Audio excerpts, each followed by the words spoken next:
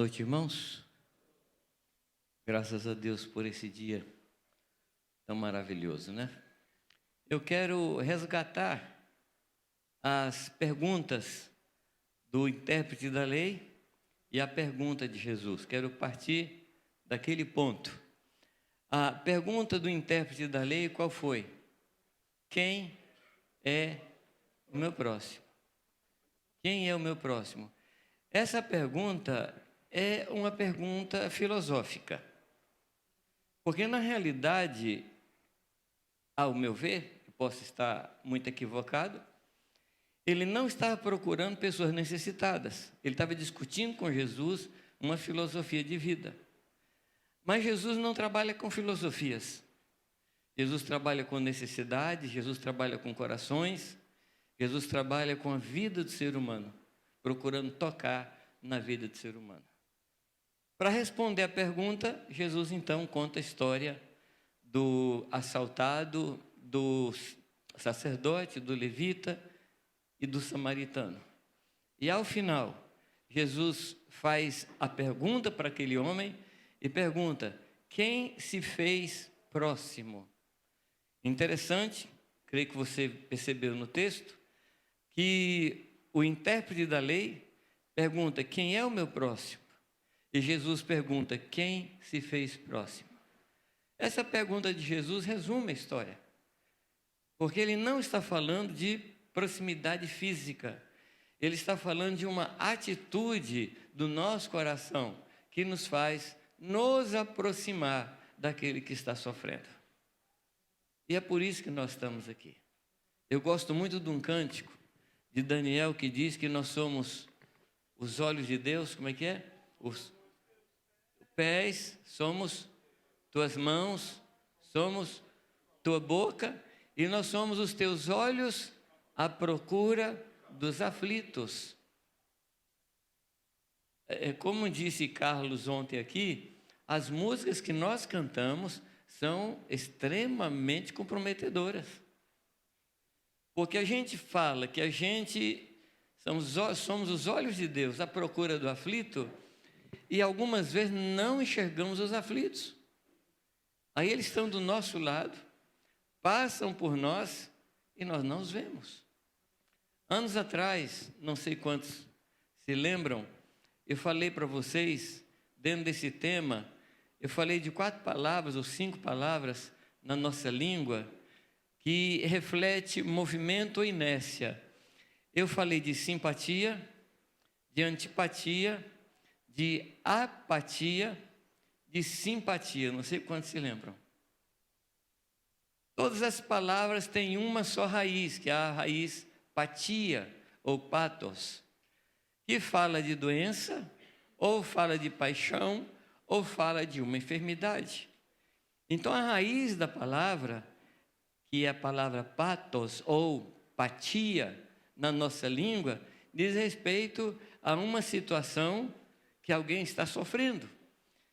E a palavra apático significa aquele que não se importa, nem sabe que o outro está sofrendo. A palavra simpático é aquele que percebe o sofrimento, sabe do sofrimento e diz até: Deus te abençoe. O antipático é aquele que não se envolve, não quer se envolver, porque ele mesmo julga que já tem problemas suficientes. Mas aí nós temos o simpático. A palavra simpático é a junção de ter a mesma paixão. Quando Pedro usa esse prefixo, ele diz: eu presbítero com eles, ou eu sim presbúteros. Ou seja, eu sou presbítero com, eu sou presbítero na mesma condição. Eu sou simpático, significa eu sinto a mesma dor, eu tenho a mesma dor. Então nós precisamos, amados, caminhar um pouco mais, sair da apatia e entrar na simpatia, no sentido de ajudar as pessoas. Às vezes até a gente tem uma certa empatia, que também na mesma linha, na mesma família. A palavra empatia, você consegue ver a dor da pessoa, mas nós precisamos dar um passo mais, trazer a dor da pessoa para nós. A gente sabe que o fato da gente sentir a dor do outro não diminui a dor do outro. Sim ou não? Não diminui. Mas o fato de eu saber que alguém está orando comigo, que alguém sabe da minha dor e participa com ela, isso faz com que a dor que eu sinto seja mais suportável. Vocês concordam ou não? Queridos, nesse ambiente que nós estamos agora, nesse ambiente desse encontro, desse retiro, é um ambiente ao mesmo tempo maravilhoso, porque nós estamos nos juntando aqui como pessoas que cuidam de outras, então é algo maravilhoso. Quando eu vejo aqui esse ambiente, eu penso em Jesus lá em Mateus 9,35, quando ele diz que não tinha obreiro. Eu falo, Deus, aqui tem.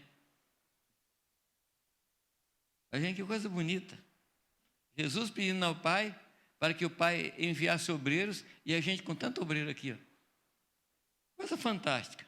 Por outro lado, isso é um tremendo desafio para quem chega aqui à frente. Porque se vocês não quisessem nada com Deus, era mais fácil para eu pregar. Porque eu podia pregar qualquer coisa aqui, já que vocês não vão praticar mesmo, tudo bem. Mas eu estou aqui falando a pessoas sinceras, honestas, sedentas, que desejam servir ao Senhor. Então isso, ao mesmo tempo que me alegra, mas também traz sobre mim uma profunda responsabilidade. Mas não dá para fugir dela. Não dá para fugir da responsabilidade. Então, eu gostaria de repartir com vocês alguns textos da Escritura. Eu creio que todos nós conhecemos assim, com sobra, a carta de Paulo aos Coríntios. Se você se lembra, eu comecei a palavra de ontem falando sobre unidade. Não sei se vocês se lembram disso.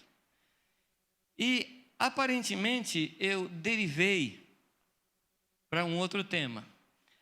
Mas é que nós precisamos pensar, amados, que a unidade, ela não é uma posição de ecumenismo, ela não é um acordo doutrinário, ela não é o assentar para discutir quais coisas a gente concorda e quais coisas a gente discorda. A unidade absolutamente não é isso. A unidade, amados, é um profundo relacionamento onde nós cuidamos uns dos outros. Isso é unidade. Talvez a melhor figura de unidade que Paulo também usa é a figura do casamento, marido e mulher. E fala da união que há entre a igreja e Cristo. E nesse contexto ele fala de unidade. E você sabe, principalmente os casados, que nós não temos, ainda que tenhamos, como eu e Irani, 47 para 48 anos, 46 para 47 anos de casado, está vendo? A gente ainda tem pensamentos divergentes. Sim ou não? Nesse caso aqui, eu compreendo que nós já estamos no 47. Ela entende que nós vamos completar 47. Está aqui. Então, não é um conchavo, não é um acordo. Nós só vamos continuar juntos se você achar que nós já estamos no 47. Aí ela fala, não, nós só vamos estar juntos se você entender que ainda vai completar. E a unidade, ela é confundida com doutrinas.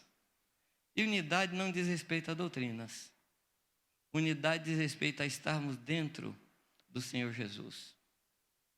Quando você estuda a carta aos Efésios, principalmente os 3 primeiros capítulos, você vai descobrir uma preposição que é a das mais fortes da carta, que é a preposição em, ou dentro de. E a carta trabalha muito em cima disso, em Cristo, dentro de Cristo. E aí, amados, é a nossa unidade. Agora, a unidade, amados, ela se manifesta. Não é alguma coisa que diz assim, eu sou um com Antônio Carlos. Ok, mas mostra. Como é que é essa unidade? Ela se manifesta no serviço. Ela se manifesta no ajudar. ela se manifesta no cobrir, ela se manifesta na intercessão. Isso é unidade. Amém, amados? Unidade não é uma abstração. Unidade não é uma ideia. Unidade é um estilo de vida que eu tenho em relação ao meu irmão. Isso é unidade. E a gente não pode confundir. Às vezes eu vejo alguns eventos de irmãos muito sinceros que promovem eventos de unidade. Então é o seguinte, hoje a sua banda toca, amanhã a minha banda toca, depois de amanhã outra banda toca, e sai se dizendo que isso é unidade. Isso são somente eventos que pode, em algum momento e de alguma forma, produzir unidade. E eu digo aos pastores, tomem cuidado com eventos, porque quem semeia evento colhe tempestade. Está escrito aqui nas minhas anotações.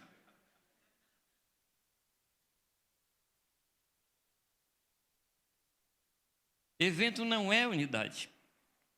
Evento é quando eu entro na vida do meu irmão e ele entra na minha vida. Unidade, amados, fala de uma vida sem fronteiras, sem barreiras entre nós. Fala de você entrar na minha vida sem pedir visto, sem carimbo no passaporte.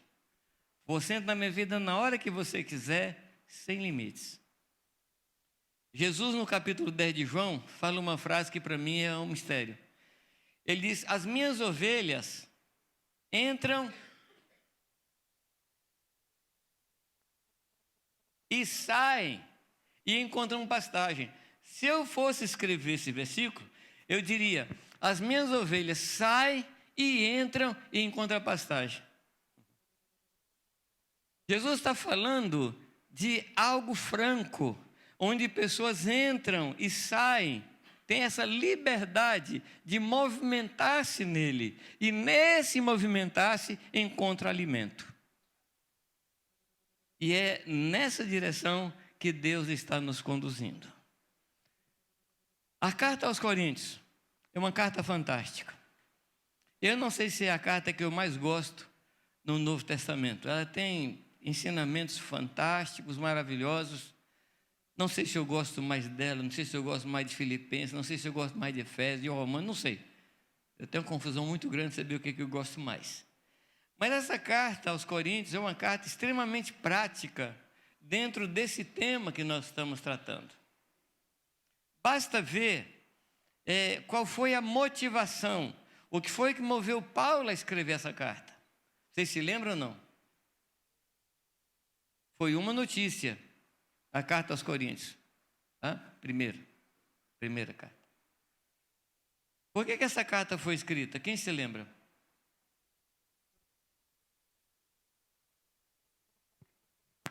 Um pessoal da família de Cloé, esse pessoal trouxe para Paulo uma péssima notícia. O que estava havendo em Corinto? Preferências. Uns preferiam Paulo, outros preferiam Cefas, outros preferiam Apolo e outros preferiam Cristo. A preferência é o começo da divisão. É o começo da divisão. Quem vai pregar amanhã? Fulano e tal. Eu vou. Quem vai pregar amanhã? Fulano. Acho que hoje não. Acho que eu estou com dor de cabeça hoje. Acho que eu estou com problema de coluna. E preferências. É o começo da divisão. Amados, o único ensino na Bíblia que nos dá autoridade ou liberdade para a gente preferir é a gente preferir os outros em honra. É o único lugar na Escritura que nos dá liberdade de ter preferência. E, na realidade, é dar a preferência a outro irmão. Mas não preferir um em detrimento do outro. Toda preferência privilegia um e traz prejuízo para outro. Toda preferência. É impossível um baiano dar preferência para o Vitória e para o Bahia ao mesmo tempo. A unidade não chega a esse ponto. É ou não? Estou certo ou errado?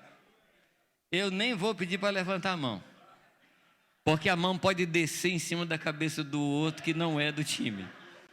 Não vou entrar por isso. A preferência, ela sempre é em detrimento de outra coisa. Sempre, sempre. Por isso eu não posso preferir pessoas em lugar de outras. Repito, o único ensino da Bíblia que fala de preferência me ensina a dar preferências aos outros em detrimento de mim mesmo. Se você estiver preferindo aos outros e rebaixando você mesmo, você está no caminho correto, no caminho da Escritura. Amém? E aí Paulo escreve essa carta com muita tristeza, porque Paulo é o pai daquela igreja. Ele fala: vocês podem ter muitas pessoas que cuidam de vocês, mas vocês têm um só pai. Eu vos gerei em Cristo. E amados, quando você pensa em Paulo, Paulo é o homem da unidade. Paulo é o homem que se sacrifica em favor do povo. Paulo é aquele que diz que completava no seu corpo o que restava ainda dos sofrimentos pela igreja de Cristo. Então é um homem que pagou um preço muito alto pela vida da igreja. Daí a pouco ele recebe uma notícia de que na igreja de Corinto, que era sua filha espiritual, estava havendo preferências. E aí Paulo imediatamente se assenta e escreve essa carta maravilhosa, as duas cartas. Então ele vem falando, mas no capítulo 1 ele levanta o assunto. No capítulo 3, Paulo diz que não pode falar mais a eles sobre coisas espirituais, porque eles eram carnais. E essa era a causa da divisão. Amados, quem é maduro não se divide. Quem é mais duro se divide. Desculpa o trocadilho. Se você tomar um brinquedo, entregar para duas crianças e colocá-las num quarto e deixar ali por um tempo, quando você voltar, você vai encontrar duas crianças, uma falando para a outra: por favor, brinca você. Não, por favor, eu faço questão, brinca você. Aonde?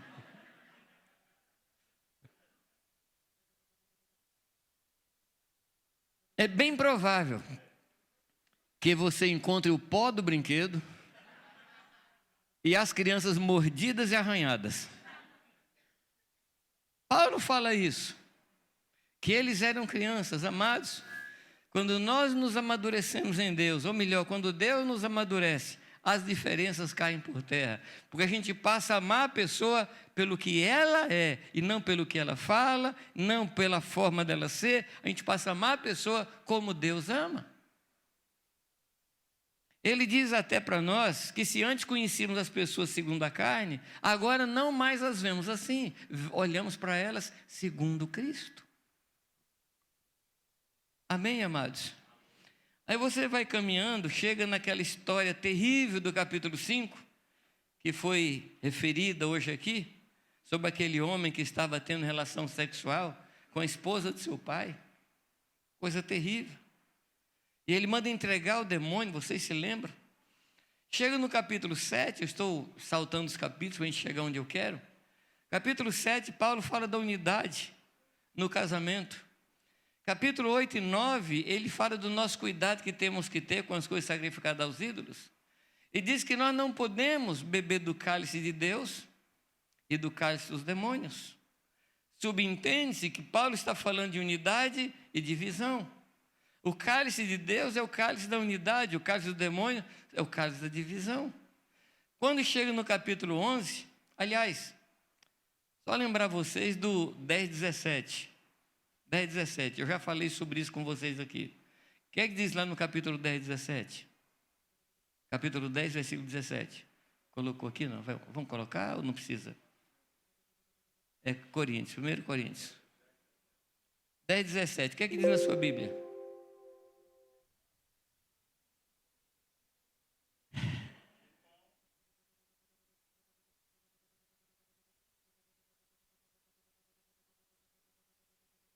Eu não gosto muito dessa palavra embora, porque é uma palavra adversativa. Porque a ideia do texto não é uma ideia de uma palavra como fala? Uma palavra que traz algo oposto. Essa palavra aqui que Paulo trata não é uma palavra de oposição, não é embora somos muito. O texto, nas versões mais antigas, diz com quanto somos muitos. Ou seja, o fato de sermos muito não tira de nós a característica de sermos um só pão. E aí eu me lembro que eu perguntei a vocês, uma vez aqui, qual é o processo da fabricação do pão, qual é a primeira coisa do pão? Quem se lembra? Amassar? Vamos, tenta aí, eu não sei fazer pão. O que vocês falarem para mim é verdade.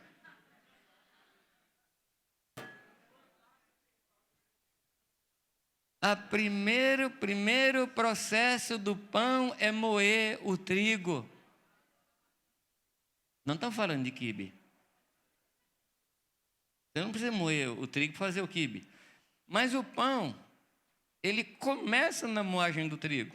E Paulo está dizendo, amados, que embora ou conquanto somos muitos, nós somos um só pão. O problema, queridos, é que nós não queremos perder o nosso individualismo para nos transformar em pão. A gente quer se manter inteiro, a gente quer se manter com as nossas próprias ideias, a gente quer continuar invicto no meio da igreja.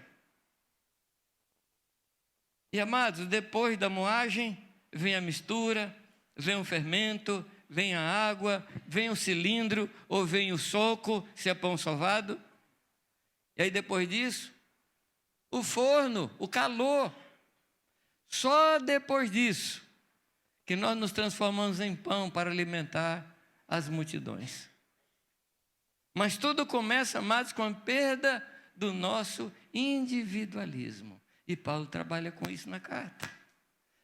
Quando nós usamos a nossa individualidade para realçar o individualismo, nós estamos entrando no caminho do anticristo. Individualidade fala das minhas características pessoais. E cada um de nós tem sua individualidade. Individualismo é quando eu uso essas qualidades pessoais em meu próprio favor. Porque quando você entra no Senhor, Deus não anula você, mas Deus lhe ensina a se perder em favor do outro. Amém, não? Você não deixa de ser o que você é. Só que isso fica sujeito ao serviço das pessoas. E o que importa, amados, não sou eu, mas o meu irmão. É isso que importa. Mas esse é o caminho no qual nós estamos. Deus nos chama para perder o nosso individualismo, mas nos chama para usarmos a nossa individualidade, os nossos dons, todas as nossas características em favor do nosso irmão. Foi isso que Jesus fez. Foi isso que o Senhor fez. Ele não se deu a nós por medida, mas Ele se deu a nós plenamente para nos abençoar. E esse é o caminho que Deus quer. Aí no capítulo 11, ele começa falando da cadeia da autoridade dentro de casa. Fala de Deus sendo cabeça do homem, de Jesus, Jesus cabeça do homem e o homem cabeça da mulher. Esse é o fluxo de Deus. Essa é a forma de Deus trabalhar. E aí a gente chega no versículo 28, que é o texto que nós lemos todos os meses no dia da ceia. E o que é que diz o 28? Examine-se. Examine-se, pois, o homem a si mesmo. E assim coma. Eu fico assim um pouco perplexo quando eu vejo irmãos se examinando e por causa do exame deixa de participar da ceia. Você conhece gente assim, não? Então, mora lá na sua casa, não? Gente que se examina e diz, eu não posso participar. Mas a ordem aqui é muito clara. Examine-se, devemos obedecer, E qual a segunda parte? Coma. Examine-se e coma. Querido, deixa eu lhe falar uma coisa muito séria. O único motivo bíblico que um cristão, que um discípulo é livre ou é permitido a ele deixar de celebrar a ceia, só tem um motivo, é se ele estiver de viagem. É o único motivo. Isso está em Números 9.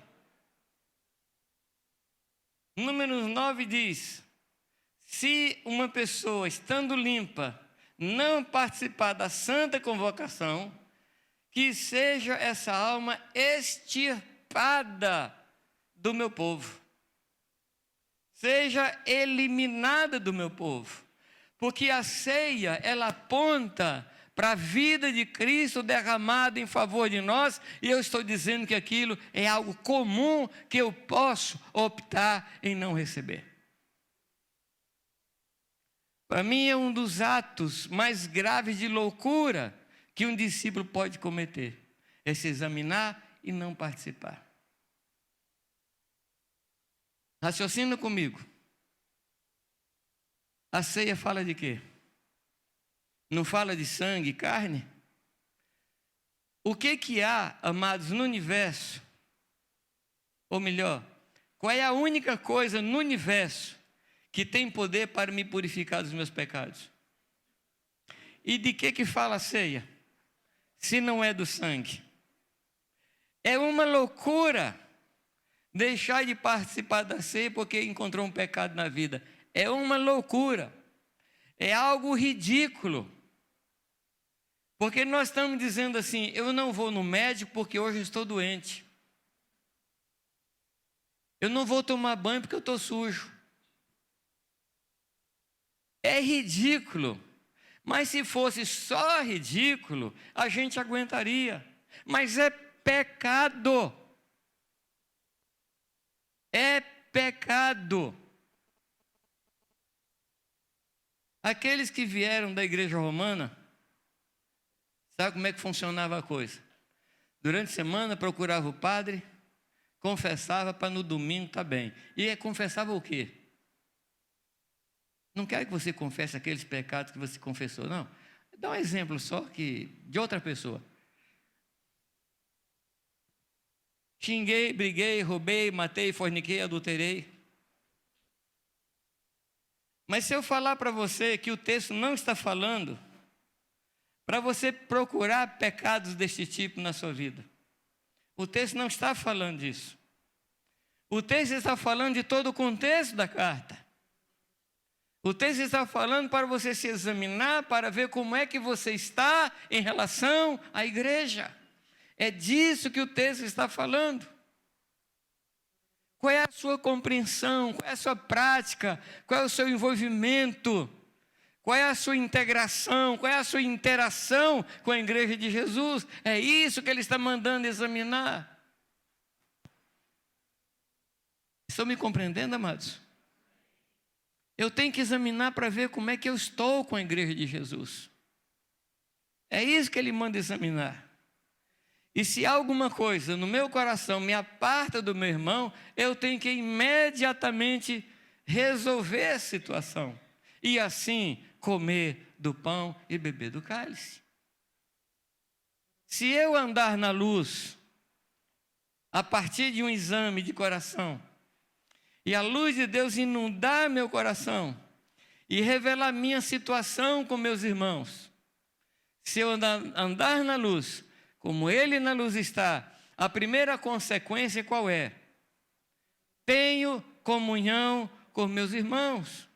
Como é que a gente se examina e descobre um pecado e se afasta dos irmãos?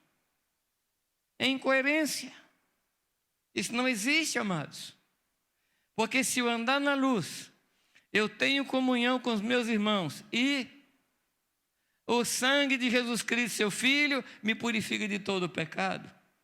Ou seja, mas o sangue de Jesus trabalha no contexto do corpo, no contexto da igreja. É nesse ambiente que nós somos purificados. Amém, amados? Você não pode afastar-se 1 milímetro sequer dos seus irmãos. Eu tenho falado com os irmãos que qualquer brecha que exista entre nós é lugar onde Satanás entra. Qualquer brecha que eu deixar ali, Satanás vai entrar. Eu não posso permitir nenhuma brecha entre mim e meu irmão. Amém, amados? Examine-se, pois. Mas deixa eu caminhar um pouco mais com você. Parece que no capítulo 12, Paulo muda de assunto. Porque ele fala de quê, amados? Dos dons espirituais. Ele não está mudando de assunto. Se você tomar 2 textos e analisar 2 textos juntos, que é Romanos capítulo 8, versículo 11, juntamente com Hebreus capítulo 13, versículo 20, você vai entender algo que talvez você ainda não haja entendido. Diz assim: se o Espírito daquele que dos mortos ressuscitou a Jesus habita em vós, está falando de quê, amados? O Espírito. Está falando da ressurreição de Jesus Cristo, operada por quem? Pelo Espírito. Amém? Estão comigo? Não? Estou interpretando corretamente? Não? É isso mesmo? Aí está dizendo que o Espírito de Deus levantou a Jesus Cristo dentre os mortos. E ele diz que esse mesmo Espírito, se vem em nós, ele vai também nos vivificar. Amém? Pergunta: o que foi que levantou Jesus dentre os mortos? Agora dá uma olhadinha em Hebreus capítulo 13, verso 20. O que é que diz esse texto?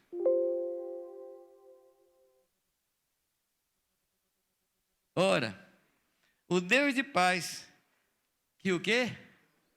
Que pelo sangue do concerto eterno tornou a trazer dos mortos a nosso Senhor Jesus Cristo.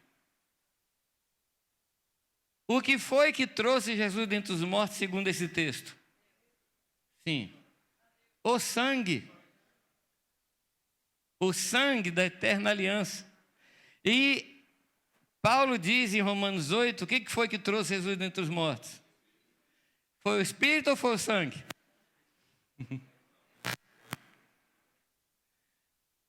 O Espírito está para o corpo de Cristo, como o sangue está para o corpo humano. Quando o sangue tem fluidez no nosso corpo, ele leva nutrientes, ele leva oxigenação, ele leva limpeza e traz sujeira. Quando o Espírito Santo opera no corpo, ele faz a mesma coisa. Por isso que Paulo não está mudando de assunto quando ele no capítulo 12. Ele está falando de ceia, mas ele está falando assim: gente, vamos permitir que através de nós o Espírito Santo traga os nutrientes, traga limpeza, traga saúde para o restante da igreja. Por isso, amados, que a comunhão produz purificação. Confessai os vossos pecados e orai uns pelos outros para serdes sarados. A vida está no sangue, que está no corpo. Amém? Meu amado, você em hipótese nenhuma pode se afastar do povo de Deus. Em hipótese nenhuma. Uma mão cortada do corpo vai apodrecer. Ela só recebe sangue se estiver conectada, se estiver ligada. No capítulo 12, se você reparar, capítulo 12 de Coríntios, há uma coisa muito interessante, que a manifestação dos dons é a própria manifestação da Trindade. Escutaram ou não? A manifestação dos dons é a própria manifestação da Trindade. Ele diz assim, amados, no versículo 4, aliás, vamos ler do 3. Portanto, vos quero fazer compreender que ninguém que fala pelo Espírito de Deus diz Jesus é anátema, e ninguém pode dizer Jesus é o Senhor, senão pelo Espírito Santo. E aí, versículo 4, ora, a diversidade dos carismas ou dos dons, há diversidade, mas o Espírito é o mesmo. Espírito Santo ligado a carismas ou dons, como você quiser. Depois, no versículo 5, ele diz: há diversidade de serviços, mas o Senhor, e aqui o Senhor se refere à pessoa de Jesus Cristo, dons se referindo ao Espírito Santo, serviço se referindo a Jesus Cristo, e olha, por favor, no versículo 6, e há diversidade de operações, mas é o mesmo Deus, se referindo ao Pai. Então você vê, amados, aqui na manifestação do Espírito Santo, a própria manifestação da Trindade. Mas vamos continuar. Capítulo 13, ele fala da nossa motivação. O que é que deve nos motivar? Não é interesse próprio. Eu amo uns pelos outros. Estão acompanhando? Quando entra no capítulo 14, ele volta a falar de novo nos dons. E os estudiosos dizem aqui que Paulo fez um sanduíche. Dom, amor e dom. Ele nos dá. É o sanduíche de Deus. São os dons recheados de amor. Porque o capítulo 4 mostra qual é a razão do uso dos dons. É a edificação dos outros. Não é para o nosso próprio proveito. É para a edificação dos outros. Então, meu amado, se você ama a igreja, venha preparado para ser usado nos dons espirituais. Quando você é usado nos dons espirituais, você comunica o Espírito Santo às pessoas. Capítulo 15, ele fala para onde tudo isso aponta, que é a manifestação do Senhor, que é a volta de Jesus Cristo. E ele fecha a carta no capítulo 16, dizendo: gente, já que a gente é um, está tendo uma fome terrível lá na Judéia, vamos levantar uma oferta para aquele povo. Se aquele povo está com fome, a gente tem que resolver isso. Então toda a carta trata da vida da igreja. Toda a carta trata, amados, de como a igreja se manifesta em favor uns dos outros. Mas, amados irmãos, eu tenho para vocês uma péssima notícia. No capítulo 11, no versículo 17, Paulo fala uma frase: nada agradável. O que é que diz aí? Nisto, porém, que vou dizer-vos, não vos louvo. Ou seja, vocês foram desclassificados. Não falta em vocês nenhum dom. Não falta a vocês nenhum ministério. Mas eu não posso aprovar vocês. Nisso não vos louvo. Paulo repete isso no versículo 22. Acha para mim? É que ele diz no versículo 22. Não tendes porventura casas para comer e para beber? Ou desprezais a igreja de Deus e envergonhais os que nada têm? Que vos direi? Louvar-vos-eis? Nisto não vos louvo. A carta estava muito boa. Tem algumas outras cartas lá em Apocalipse, que o Senhor fala: olha, você é isso, é maravilhoso nisso, é maravilhoso isso. Tenho, porém, contra ti desclassificação. Agora, em que Paulo não louvava os irmãos? Ele diz: eu não louvo a vocês, porque quando vocês se ajuntam, não é para o melhor, é para o pior. Vamos ver o texto? 11, 21. Ele diz: porque comendo cada um, toma antecipadamente a sua própria ceia. Sua própria ceia. Ou seja, não é a ceia do Senhor, é a sua própria ceia. Porque a ceia do Senhor, ela é inclusiva. A nossa é exclusiva. Eu não gostaria de fazer lembranças a vocês, aqueles que um dia, lá atrás, estiveram na igreja romana. Mas você se lembra como é que era a Eucaristia? No dia que você tomava hóstia, lembra não? Você sentava ali, aí o cura, o padre chamava você. Você se levantava, numa profunda e introspectiva atitude, lembra não? Olhando para o chão, brincar, se possível sem respirar. Aí lá na frente, você levantava os olhos, sem ver nada, punha a língua para fora, o padre colocava a hóstia e voltava ali. A ceia do Senhor é a celebração da coletividade, não é algo individual. É quando nós celebramos a vida de Cristo nas nossas vidas fluindo entre nós. Mas aqui ele falou de pessoas que estavam comendo a sua própria ceia. E o que é que estava acontecendo, amados? O texto diz que eles não esperavam pelos outros. Não esperavam. Eu comecei a me imaginar nessa situação e comecei a lembrar de algumas coisas que acontecem na celebração das ceias. Normalmente, o pastor diz assim: todo mundo espera. É assim ou não? Todo mundo espera. Todo mundo pegou pão? Pegou. Todo mundo pegou cálice? Pegou. Então, ao meu comando, no 3, põe o pão na boca e mastiguemos sincronizadamente. O texto está falando disso, amados? De que o texto está falando? O texto está falando de preferir ao outro. É isso que o texto está falando de esperar. E uma história que me ajuda a compreender o que é esperar é a atitude de Jacó.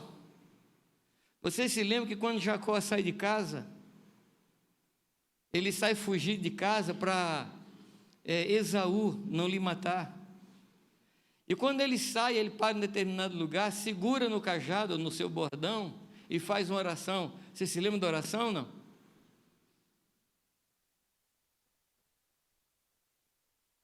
Se o Senhor me permitir voltar em paz. De que é que ele estava falando? De uma aliança que foi rompida, de uma amizade que foi quebrada, de uma irmandade que sofreu traição.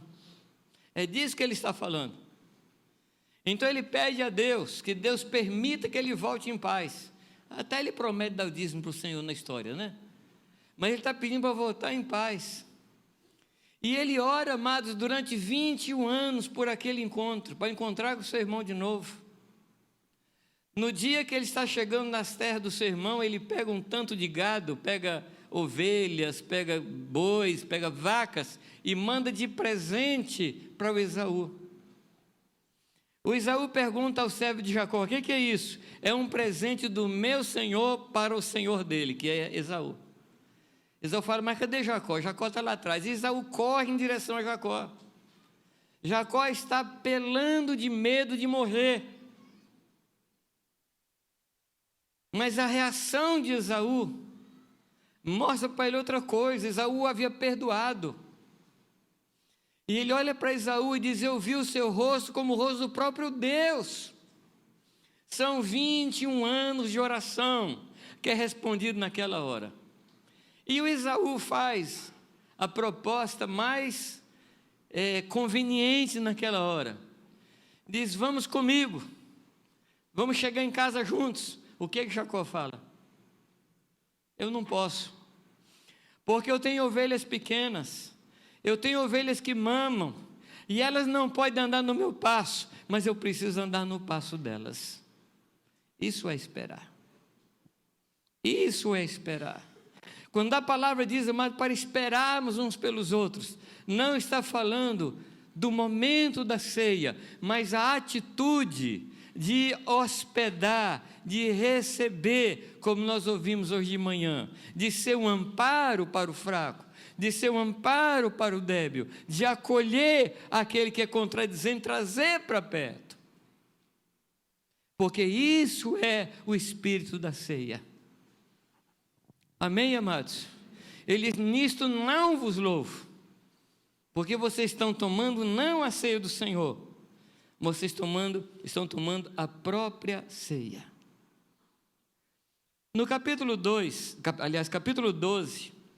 no versículo 15, tem outro motivo pelo qual Paulo não louva os coríntios. O que é que ele diz, amados? Se o pé disser, não sou mão, porque não sou mão, não sou do corpo, não será por isso do corpo? É uma atitude que, se não fosse ridícula, seria engraçada, né? O pé falando o quê? Não brinco mais. Estou fora. Não vou mais para onde você for. Pergunto, o pé tem autonomia para isso? É aquela mesma história quando a gente era pequeno. Não sou mais seu irmão. Lembra ou não? Mudava o quê? Mudava o quê? Porque quem faz a gente ser irmão um do outro não é algum ato nosso, foi um ato soberano de Deus. A gente é irmão, não é porque eu fiz alguma coisa por você, você por mim, e nós fizemos uma aliança, a partir de agora nós somos irmãos. Não, amados. Quando Jesus nos matou na cruz, Ele nos encerrou todos na sua morte, nos sepultou com Ele e nos ressuscitou juntamente com Ele, e aí nós somos irmãos. Foi um ato total da soberania de Deus, e isso não pode ser acabado, não pode ser mudado, não pode ser anulado. Nós somos irmãos. Mas não é por isso que a gente chama o outro de irmão. Você não precisa chamar o irmão de irmão, tá? Normalmente a gente chamou de irmão quando a gente não lembra o nome, né? Irmão, ou quando está zangado? Ô irmão, já savou, né, irmão? Isso aqui, amados, se chama negação da própria identidade. São pessoas que são uma coisa e desejam ser outras. São pessoas, amados, que não se conformam com o seu chamado em Deus. E apesar de Deus ter dado a elas uma função, elas querem outra coisa. E o que acontece, amados, elas prejudicam o corpo de Cristo. Eu tenho dito aos irmãos o seguinte: se você é um pé, seja o melhor pé que pode existir na face da terra. E seja pé assim, com todo o coração, se é pé tem coração, mas seja totalmente. Mas eu quero lhe falar outra coisa também dentro desse ponto. Não é você que diz o que você é. Quem diz o que você é a igreja.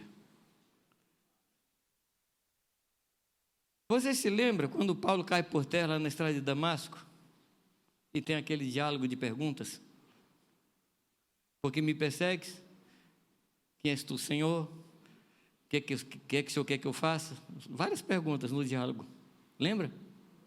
E aí Deus fala para Paulo: entra na cidade e lá te dirão o que tu deves fazer.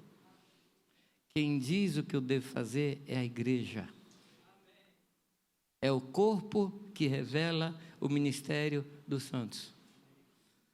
Vale a pena se separar? Vale a pena se afastar? Não, não sou nada não, sou só membro, tá? E membro é nada? Às vezes a pessoa fala para mim: não, eu não sou nada, não sou só membro. Pero o que você queria ser? Porque na igreja tem membro e cabeça. O cargo de cabeça não está em perigo. Então, meu irmão, conforme-se em ser membro. Seja humilde, seja só membro. Não, mas sabe o que acontece? Eu sou insignificante, tá? Mas o que você quer mais ser? Os órgãos mais preciosos que nós temos são ocultos. Sim ou não? Os órgãos mais preciosos, você nem sente. Você sabia que a gente esquece que tem coração? Mas tira para ver. Fígado. Eu nem sei onde é meu fígado. Mas quando ele dói, eu sei. Os órgãos mais importantes são os invisíveis. Pede para Deus mostrar para a igreja que você é. Pede para Deus mostrar para os irmãos que você é. Porque é no funcionar da igreja que eu vou descobrindo o que sou em Cristo. Ah, mas meu cargo é tão pequeno. Amados, Deus pôs todos nós na igreja com um fim proveitoso. E você tem que ser aquele órgão, aquele membro, com toda a alegria do seu coração. Amém? Estava conversando com o Irani sobre a sobrancelha. Para que serve? Gente, tem gente que não sabe de tal maneira o que é sobrancelha que raspa e escreve outra. Se não serve, para que escrever? Se não serve, para que pintar? Se arrancou, por que pintar? Brincadeira, irmãs, tá? Eu peço cobertura pastoral para sair hoje daqui.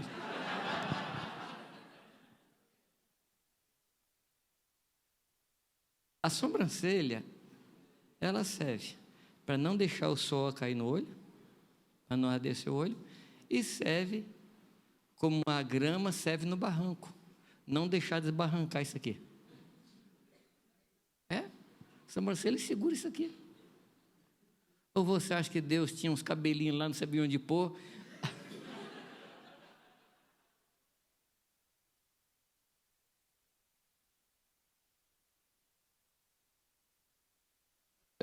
Gabriel, sobre isso aqui, o que eu faço? Dá uma ideia aí. Tudo que Deus pôs no seu corpo tem uma função. Tudo que Deus pôs na igreja tem função. O corpo de Cristo não tem um sexto dedo. Nem tem 9 só. O corpo de Cristo tem.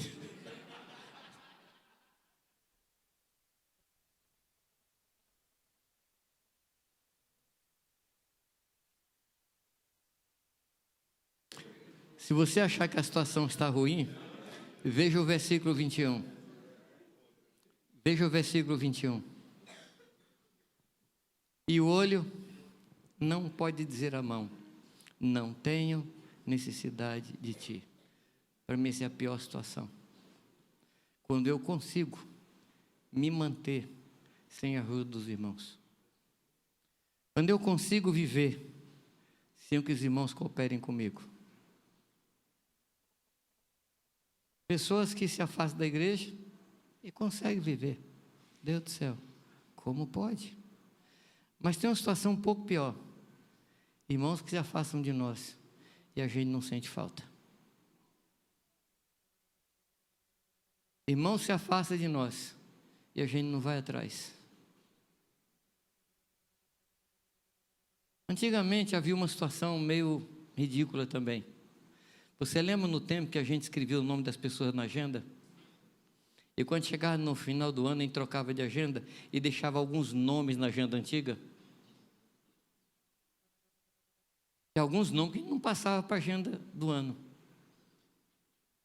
Porque a gente tem a faculdade de nos livrar do que nos causa dor ou de pessoas que nos dão problema.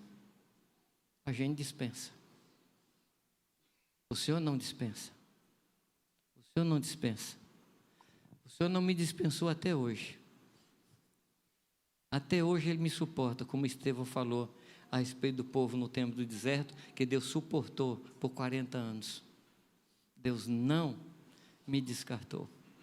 Nisto não vos louvo, essa atitude de não ter necessidade do irmão. Eu descobri que posso viver sem você. É a pior descoberta que tem. Pior descoberta que tem.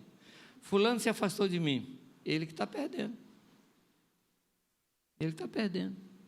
Ele que sabe. Amados, a gente canta umas músicas, novamente eu falo, extremamente comprometedoras. Não posso viver sem você, meu irmão. E a gente não dá um telefonema para esse irmão o mês inteiro. Eu acho que a gente canta essa música aqui, não canta? Canta não? Não posso ver sem você. Eu preciso de você, meu irmão. Mas a gente não é capaz de telefonar, de chamar, de visitar, de ir orar. Amado, Deus quer trazer essas coisas que nós cremos, do nível da filosofia para o nível da prática. Ontem eu falei que saudade tem perna, doutrina também. A minha doutrina tem que ter perna, tem que ser prática. Senão a doutrina, ela vai me matar. Eu falei ontem a vocês dos animais ruminantes.